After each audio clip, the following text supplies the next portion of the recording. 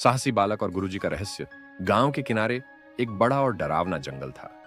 कोई भी उस जंगल में अकेले जाने की हिम्मत नहीं करता था। लेकिन छोटे बालक नील के मन में हमेशा से उस जंगल का रहस्य जानने की चाह थी। एक दिन नील ने अपने गुरुजी से पूछा, गुरुजी, क्या आप मुझे उस जंगल के रहस्य के बारे में बता सकते हैं? गुरुजी ने शांत स्वर में कहा, उस जंगल का रहस्य बहुत गहरा है नील। अगर तुम सच में उसे जानना चाहते हो तो तुम्हें अपनी बहादुरी साबित करनी होगी।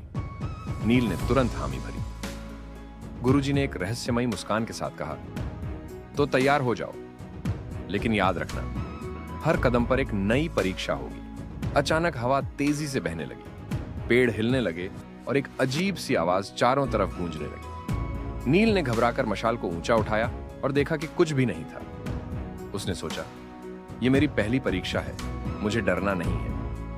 थोड़ा आगे बढ़ते ही उसे एक नदी दिखाई दी। नदी के किनारे एक पत्थर पर लिखा था, ध्यान से देखो, छलावा तुम्हें फंसा सकता है।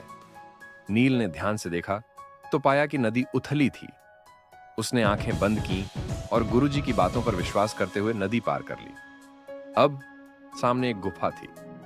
गुफा के द्वार पर एक बड़ा सांप कुंडली मारे बैठा था। नील ठिठक गया। सांप ने फुफकारा, तुम आगे नहीं जा सकते।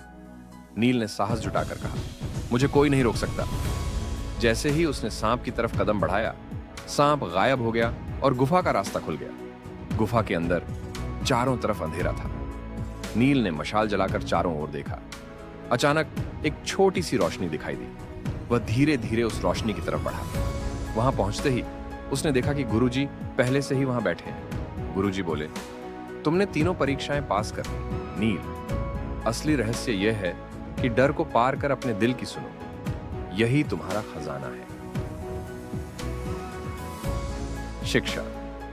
असली बहादुरी वही है जो हमें अपने डर और भ्रम को पार करने में मदद करती है।